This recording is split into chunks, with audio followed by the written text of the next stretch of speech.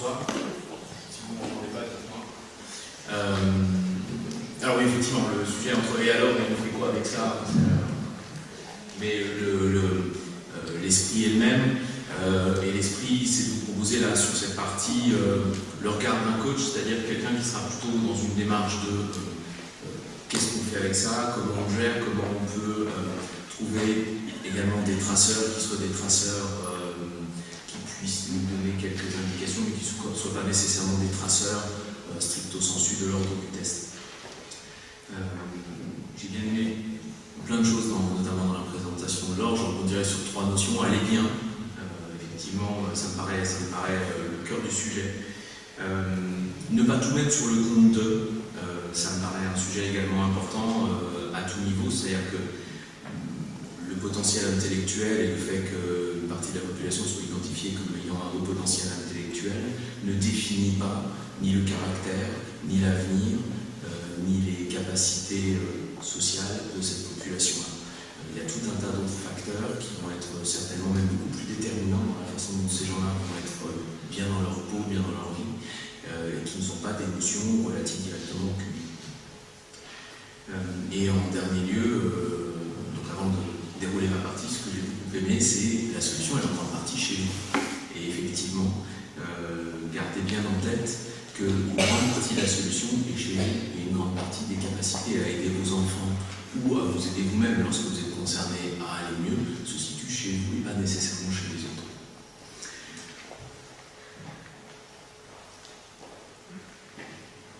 Je ne clique pas tout de suite. La raison pour laquelle je suis donc là ce soir, mon métier c'est le coaching, je fais ça depuis un certain nombre d'années, et je fais ça spécifiquement et quasi exclusivement avec la population des jeunes adultes et des adultes doués.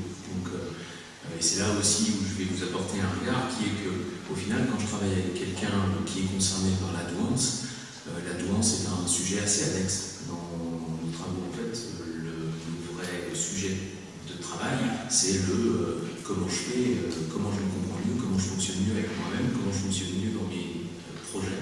Et au final, on a, même si les gens avec lesquels je travaille sont concernés par la douance, on a un regard qui reste assez lointain de la douance. C'est un peu comme une démarche qui consistera à bien connaître quelque chose pour au final être capable de l'oublier et de gérer les choses sans être obligé en permanence d'avoir le manuel.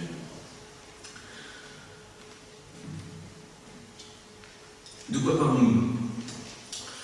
Je vais vous faire un petit tour d'horizon très très rapide, effectivement, de terminologie par exemple.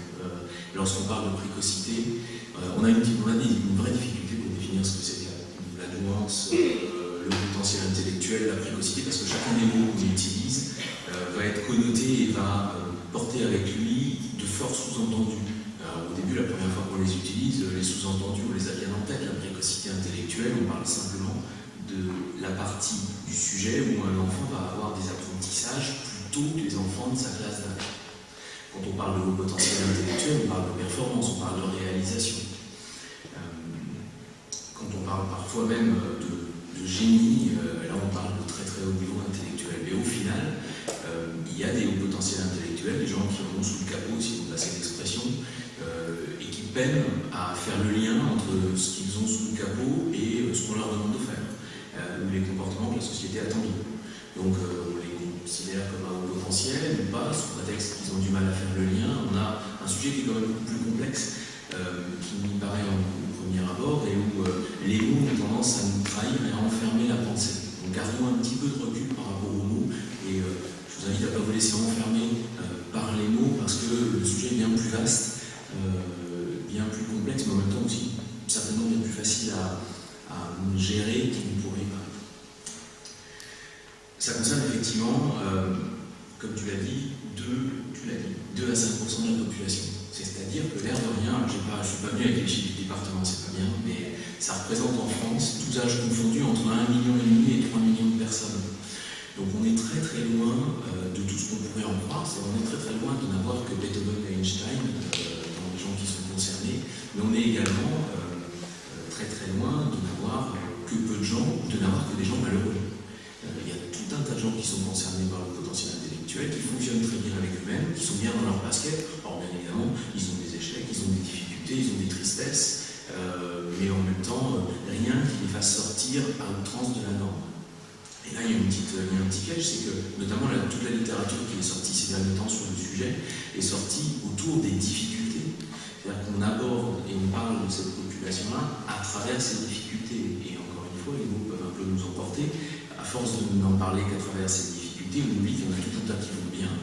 Et on oublie également que, certainement, en tout cas c'est mon opinion, l'objectif minimal pour un haut potentiel intellectuel, c'est le même que pour n'importe quel être humain, c'est d'être au moins heureux. Et il n'y a pas d'objectif inférieur qui vaille le coup de se battre. Méfiez-vous, parce que vous n'irez jamais plus loin de vos rêves. Si vous vous dites tout au plus j'aimerais bien aller un peu moins mal, tout au plus vous irez un peu moins mal. Donc autorisez-vous déjà pour vos enfants à viser au minimum le bonheur, au minimum le bien-être. Vous avez des chances au moins de l'atteindre. Et n'oubliez, pensez bien qu'en fait on ne parle de cette population qu'à travers ces difficultés. Là encore une fois, ne nous laissons pas enfermer par les mots et par la façon dont on en parle. La conclusion, c'était donc du bonheur, du bonheur, du bonheur. Et soyez vraiment convaincus que, y compris pour vos enfants, y compris pour ceux d'entre eux qui sont en vraie difficulté, parce que mon propos n'est pas de nier qu'il puisse y avoir des situations qui soient réellement douloureuses, mais même quand on est en plein dedans, n'oubliez pas que l'objectif, c'est pas simplement de sortir de l'ornière, mais l'objectif à terme, quelque part peut-être le seul objectif pour lequel quelqu'un acceptera de se mettre en mouvement, c'est vraiment d'aller chercher du bonheur, du confort, du projeté. Je voudrais vous donner quelques repères de fonctionnement. J'aime bien utiliser les travaux qu'a fait un psychologue polonais qui s'appelle Kazimierz Dabrowski. Et alors, il commence ses travaux, en tout cas, avant de parler des grandes intensités dédouées, il dit quelque chose qui est que, selon lui, une personne va se développer à partir de 3 grands axes. Dans ces 3 grands axes, vous avez l'intensité du fonctionnement de son cerveau. Il décrit 5 types d'intensités, justement, que je vais vous décrire après, qui sont des intensités qui nous permettent d'avoir un peu de flair par rapport à la détection des personnalités au potentiel intellectuel, parce que vous allez voir, c'est forcément des choses qui vont vous parler et des éléments très très quotidiens et très très faciles à repérer. Mais il dit également qu'une personne va se développer en fonction de sa volonté propre, une notion de caractère, comment cette personne va réagir face aux difficultés, est-ce qu'elle va faire face, est-ce qu'elle va faire de tout. Toute cette notion de caractère n'est absolument pas intégrée dans la notion de haut potentiel. Et puis également, troisième élément, une personne va se développer en fonction de ce qu'elle a appris, de comment elle a été éduquée. Mais éduquée au sens très très large, c'est-à-dire pas nécessairement éduquée par ses parents et ses instituts ou ses profs, mais quelles interactions cette personne va avoir eues avec l'ensemble de son environnement, qu'est-ce qu'elle en aura compris, qu'est-ce qu'elle en aura conclu et comment elle va se servir de ça. Et en bien comprenant ces 3 éléments-là, on voit bien que le haut potentiel n'est pas, même pour les gens concernés, le seul élément qui va expliquer, permettre de comprendre, permettre d'agir sur un comportement ou sur une situation. Alors je vais vous parler en premier lieu de l'intensité intellectuelle, bien évidemment, à tous ces meilleurs tout honneur, c'est par là qu'on va commencer les intensités dédouées. Cette intensité intellectuelle, elle se matérialise de plusieurs façons. Déjà, la permanence de la pensée. On parle d'une population qui a tendance à être en réflexion permanente, au point parfois que ça leur crée, enfants comme adultes, des difficultés d'endormissement, des difficultés de concentration, parce que lorsque un individu est emporté par ses propres pensées, il peut déconnecter des stimuli ou des informations qu'il est en train de recevoir par son environnement, même si l'environnement c'est un instituteur. La pensée en arborescence, dont je me suis Fachin notamment à parler, c'est cette forme de pensée ou cette façon que le cerveau a de faire des liens permanents, très très rapides entre des notions qui ne sont pas nécessairement totalement linéaires. Et dans le mode de fonctionnement dédoué, vous aurez souvent des gens qui vont par impatience finir vos phrases, mais par souhait de plus, ne pas finir les leurs. C'est-à-dire qu'un mot en entraînant un autre, un lien culturel en faisant un autre, vous avez des gens qui vont non pas simplement aborder un problème en fonction de tiens, qu'est-ce que je constate, comment je pourrais résoudre ça et où est-ce que ça va m'amener, mais qu'est-ce que je constate. Oui, mais à ce moment-là, est-ce que je suis bien en train de constater la réalité? Et finalement, si je me posais la question différemment, est-ce que je ne pourrais pas poser un constat différent? Et du coup, je vais peut-être essayer de faire ça, mais en même temps, si je fais ça, pas le seul dans l'affaire, et vous avez quelqu'un qui peut, par richesse de réflexion, se retrouver planté, en fait, comme un 4x4 une voiture pourrait être plantée dans un terrain un peu bouleux. Donc cette réflexion en arborescence, elle peut être très très riche de créativité, mais elle peut être également un petit peu inefficace. On est face à des gens qui, parfois, ça, vous pouvez avoir ça chez les enfants, chez les adultes concernés, surinterprètent, c'est-à-dire donnent un sens trop appuyé ou trop précis, ou alors vont se monter des montagnes à partir d'une petite réponse que vous leur apporterez. Et du coup, on peut se retrouver, de par cette richesse, cette profondeur, cette vitesse intellectuelle, avec des vraies incompréhensions dans la communication entre les gens. Vous pouvez repérer aussi le fait que vous ayez des gens qui soient énormément dans l'occupationnel, les mangeurs de sudoku, les gens qui comptent les barrières sur le côté de l'autoroute, tous ces enfants qui sont en permanence en train d'avoir un petit truc pour les occuper. Ils claquent des doigts, enfin, ils font tout un tas d'éléments qui peuvent rendre les profs fous d'ailleurs. Les stylos qui cliquent, c'est une vraie torture pour un instituteur. Mais ça peut être un repère intéressant de repérer chez un individu ce que cette personne peut faire pour s'occuper le cerveau. On a, ça c'est plus positif, des gens qui ont une vraie capacité à l'effort intellectuel soutenu. Encore une fois, ça c'est positif. C'est une vraie capacité à traiter de la donnée durablement. L'effet négatif, si on ne les canalise pas, si on ne leur apprend pas à se canaliser, c'est que ça typiquement c'est une des voies rapides vers le burn-out. Quelqu'un qui pense beaucoup, qui pense tout le temps, qui est capable d'encaisser une grosse charge intellectuelle, si dans son fonctionnement cette personne n'apprend pas à lever le pied de temps en temps, à déconnecter, à s'arrêter, à se reposer, et bien lorsqu'elle sera stimulée, fortement stimulée dans l'environnement professionnel, elle n'aura pas appris à se poser. Et ça va être le dimanche, ça va être le samedi, ça va être tard le soir, ça va être tôt le matin, avec des effets éventuellement ennuyeux. Donc aider les enfants à être occupés, si on revient sur les enfants, c'est très très bien. Les aider à s'ennuyer, c'est certainement une notion qu'il ne faut pas oublier. Et puis au bout du bout, cette forte intellectualisation peut parfois, j'appelle ça, les amener à penser à être au lieu d'être. Très très tôt, un certain nombre d'enfants précoces vont être amenés à intellectualiser la relation aux autres, parce qu'ils ne sont pas dans leur classe d'âge, parce qu'ils ne comprennent pas forcément bien l'école, parce qu'ils ont la tête ailleurs pendant que tous les autres font la même chose. Et ils se retrouvent à s'être déconnectés du groupe et à ne pas avoir développé les mêmes habitudes comportementales de groupe. Et derrière, ils rament à essayer de comprendre qu'est-ce qu'il faut bien que je dise pour qu'on m'accepte, qu'est-ce qu'il faut bien que je dise pour me faire comprendre, parce qu'ils sont déconnectés, le lien s'est pas fait naturellement. Et si on les laisse trop là-dedans, le risque c'est d'avoir des individus qui en fait, à l'âge adulte, sont en permanence en train de se poser la question sur quelle est la bonne chose à dire, quelle est la bonne chose à faire, quel est le bon comportement à adopter. Et là, on revient au chapitre précédent sur intellectualisation, réflexion permanente, épuisement. Donc voilà, l'intensité intellectuelle avec ses côtés intéressants, ses côtés performants, mais également ses côtés obscurs. C'est un peu Star Wars qu'on a fait. La deuxième intensité, l'intensité imaginative. Vous pouvez identifier que vous allez avoir en face de vous des gens qui vont beaucoup utiliser la métaphore, beaucoup utiliser les images, beaucoup utiliser les notions parallèles, avoir un mode d'expression qui va être travaillé, élaboré, qui va chercher à vous emmener avec eux. Ça peut être un traceur intéressant.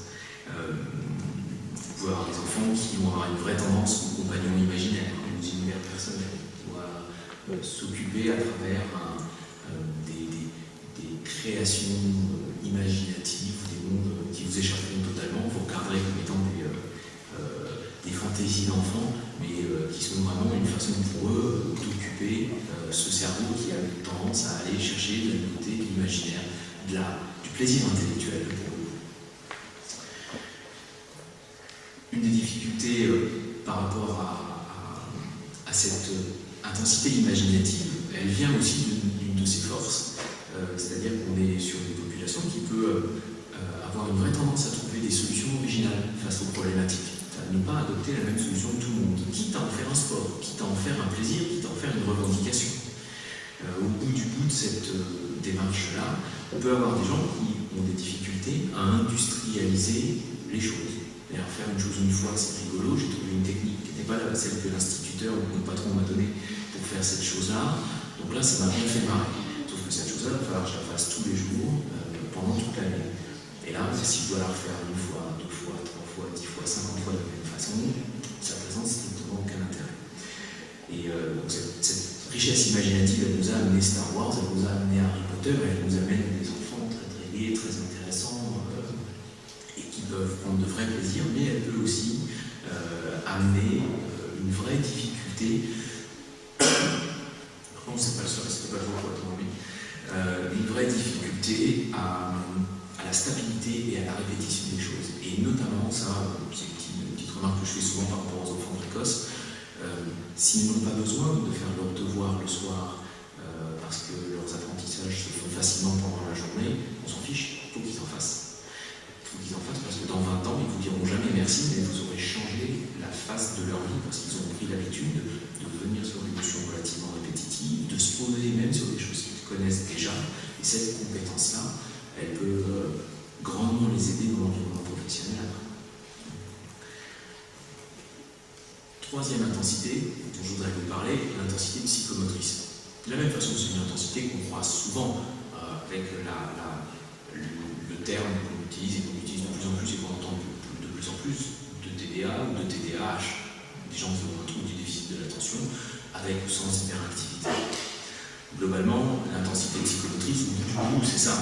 C'est des gens qui bougent tout le temps, qui sont tout le temps en mouvement et qui du coup peuvent en devenir potentiellement gênants pour eux ou pour les autres. N'oublions pas quand ils gênent les autres, pour eux c'est pas confortable non plus. Mais l'intensité psychomotrice, elle va aussi se voir dans d'autres domaines, elle va se voir effectivement, comme le disait Laure, dans un débit de parole qui peut être extrêmement rapide, avec des gens qui mangent leurs mots.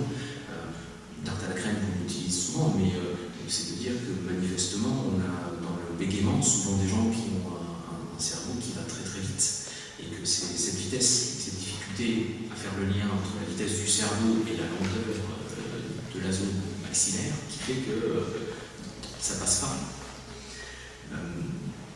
On a aussi, ça peut être un traceur intéressant, il n'est pas toujours présent, mais des gens qui vont avoir une vraie intensité sportive. Peut-être parfois des recherches de sport intense, donc des sports explosifs. Mais également des gens qui vont potentiellement s'intéresser à des sports à grande intensité. Alors je prends toujours ces deux extrêmes que vont être le hockey sur glace, où globalement on passe 30 secondes sur la glace, ou l'Ironman, où on a des gens qui vont faire un triathlon, puis 200 bornes en vélo, puis je ne sais plus combien, un marathon, puis 200 bornes en vélo, enfin bref. Et en fait, ça n'est qu'un signal faible, ça ne fait pas un haut potentiel, mais c'est un signal à regarder, l'intensité de l'implication physique d'une personnalité.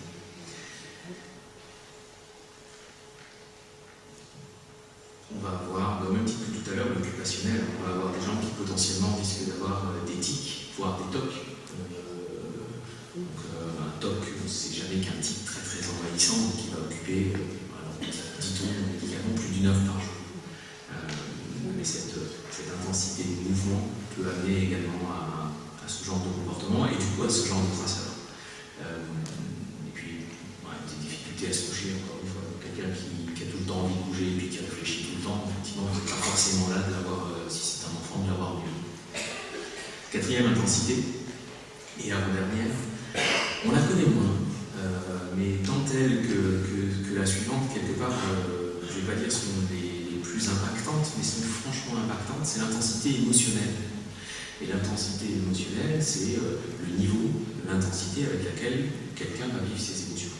Et concernant la population dont on parle, on est sur des gens qui non seulement vont vivre leurs émotions comme si elles étaient branchées plus fort, simplement, c'est-à-dire qu'au lieu de les recevoir en 110 volts, ils vont les recevoir en 330. Voilà, la même émotion, avec le même mot en face, le même comportement, ça va juste arriver en 330 volts.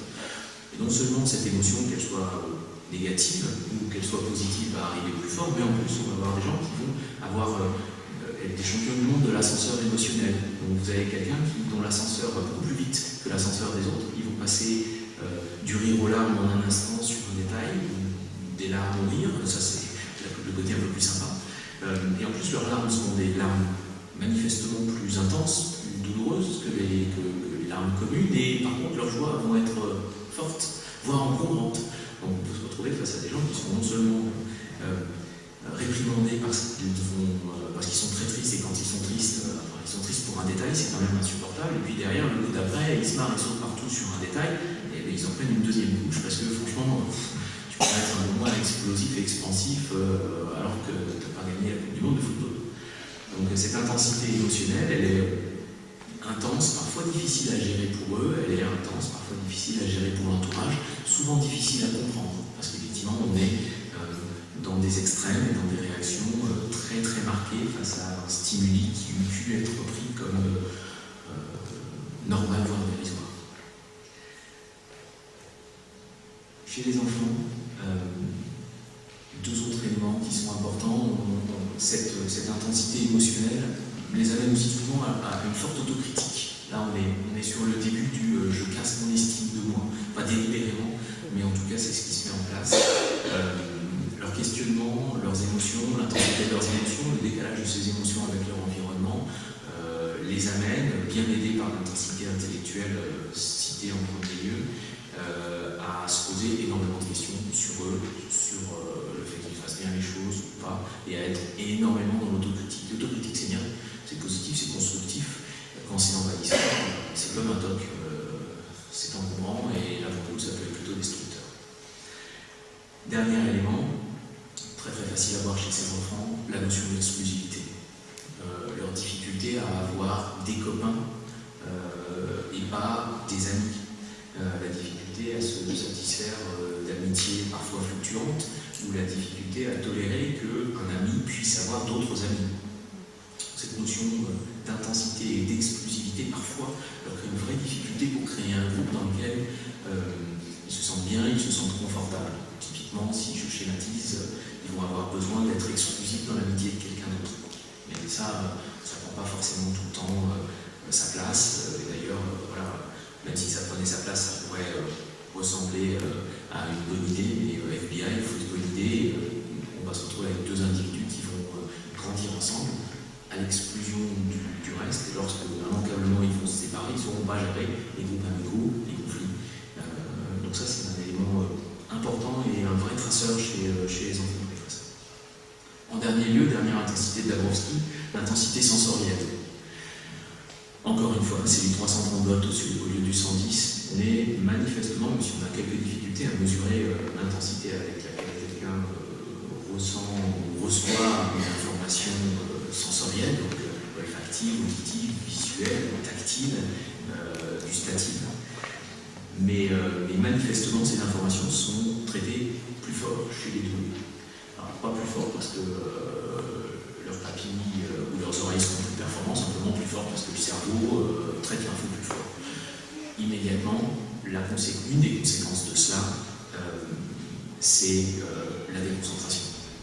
Le moindre bruit périphérique, le moindre stimuli visuel. Il y a récemment une étude aux États-Unis qui indiquait que le cerveau des doués a une forte tendance par rapport au cerveau moins pointu, moins vif, à s'arrêter dans un champ visuel sur les détails.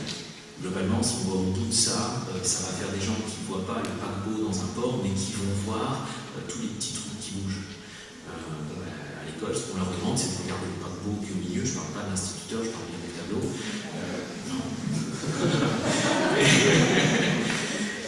De regarder donc le paquebot qui est au milieu, mais de ne pas s'intéresser au copain qui bouge à côté, à l'arrêt qui vient de tomber, à la sonnette qui vient de sonner dans la cour, au fait qu'il y ait une autre classe dont la porte est clavier. Ils n'ont pas à s'intéresser à ça. Sauf que spontanément, leur rapport sensoriel les amène, j'ai pu entendre ça, à être appelé de l'omniconcentration, à être concentré sur tout un tas de trucs en même temps. Ça leur est difficile d'être concentré sur un seul, en tout cas durablement. Cette intensité sensorielle, elle peut également amener, peut-être plus que chez les autres, à exprimer à travers le sensoriel les difficultés émotionnelles. Donc on peut avoir, je faisais il y a quelques temps la plaisanterie sur DSK, des comportements compulsifs, avec toute la palette des comportements compulsifs qu'un individu peut avoir, mais sans aller jusqu'à